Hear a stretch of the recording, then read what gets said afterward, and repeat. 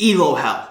This has been an issue for so long. There are videos, there's streams, there's guides, there's VODs, there's stories, there's songs, there's poems, there's riddles, there's porn, there's Elo porn. You wouldn't have guessed that. There are so many things talking about Elo Hell, and most of them say the same thing. Get good and carry. I just saved you 30 hours of watching videos. There is so much material out there saying that Elo Hell isn't real, you just have to get better, you just have to know how to play this game. And yet, there are still so many people that no matter what you say to them, no matter what you show them, no matter what you do with them, they are dead set convinced that Elo Hell is real and that they just cannot get out.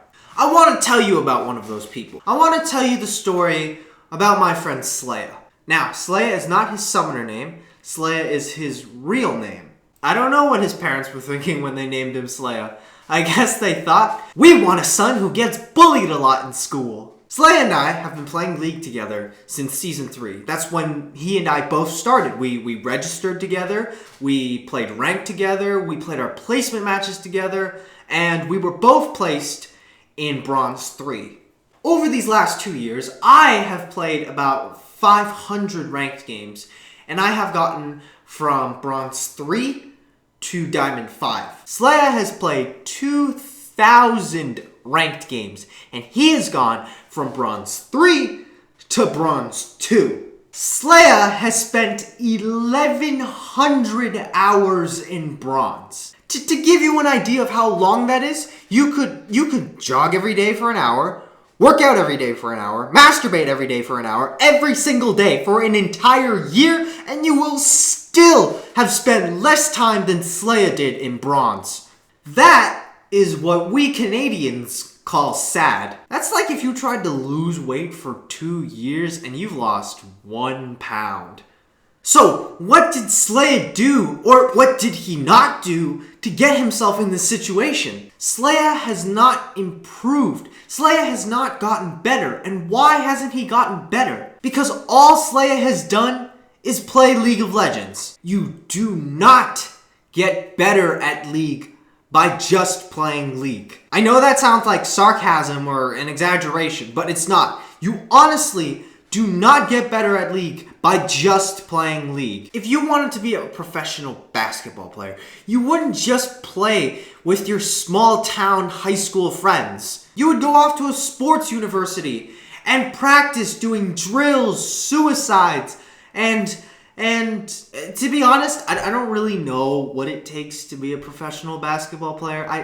I've never touched a basketball, so But I'm sure they don't just play basketball. Now, the most important thing about going into ranked is having the right attitude. The most bullshit insult you can say to someone is, wow, you're such a tryhard. You have no life, man. Try to have a little fun. First of all, we are doing the same thing right now. We are playing ranked. And League of Legends matchmaking system might not be perfect, but we are of the same similar caliber because we're both in this shitty rank together. So we have spent similar amounts of time on League of Legends. You may have spent more, in fact. I am having fun. I'm having a blast fucking you. Are you having fun?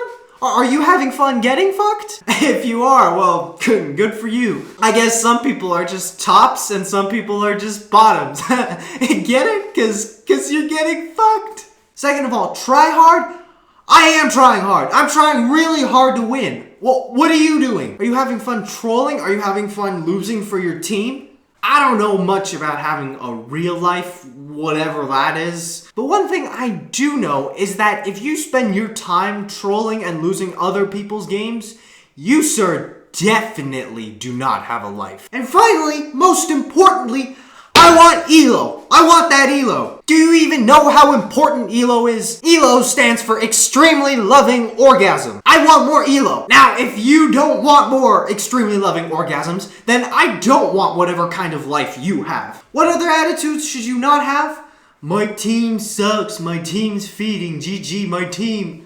Slaya loves to blame his team. That's like his hobby. That's like his second language. My team sucks. In solo queue, You should never expect anything out of your team. You should just expect your team to be kind of shitty. People always complain about their teams. Always. From bronze all the way to challenger, people complain about bad teammates. Wow, my team's feeding, my team's trolling, my team's AFKing, I wish I had Nazis on my team because at least Nazis can kill people. People always complain about their teammates. Always. Except when they don't complain. When they get good teammates, when they get an amazing teammate who goes like 20-0 and he just solo carries the whole game by himself. And you did okay. You didn't do bad, but you weren't the one that carried. It's like in school when you have to do a group project.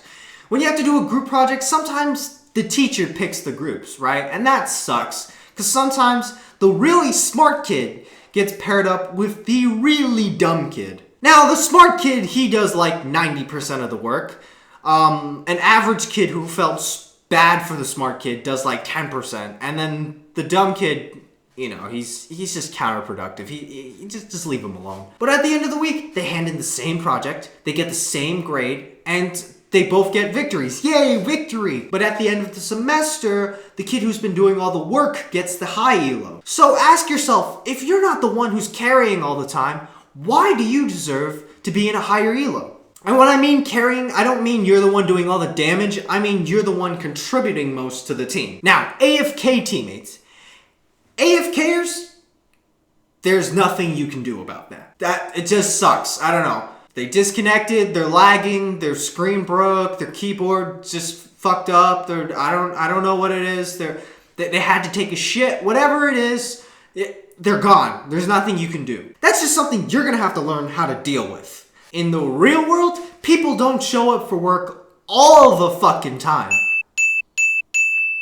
And you're just gonna have to learn how to deal with them. You're just gonna have to struggle on, move on to the next game. You won't win every game. You won't win every game, no matter how well you play. I love fucking people more than anyone else. But you can't enjoy fucking people if you fuck them all the time. You have to get fucked sometimes to enjoy fucking other people. Now, how do you get better? Watch streams. Don't just watch the LCS. The LCS, it's nice, it's fun to watch, but it's not an accurate representation of what solo queue really is. The LCS is composed, it's calm, it's organized, and it's together. Solo queue is mayhem, it's rude, people don't listen, people shout, people scream. It's just a complete mess. It's like comparing Justin Timberlake to Justin Bieber. Read guides. I mean read the whole guide. Most people just skip to the item section, see what people are building, and then say, oh, I'm a master Zed player now, I can play Zed anywhere. Read the whole guide. A lot of guides are really well written. If you're just going there to check what items they're building, I mean,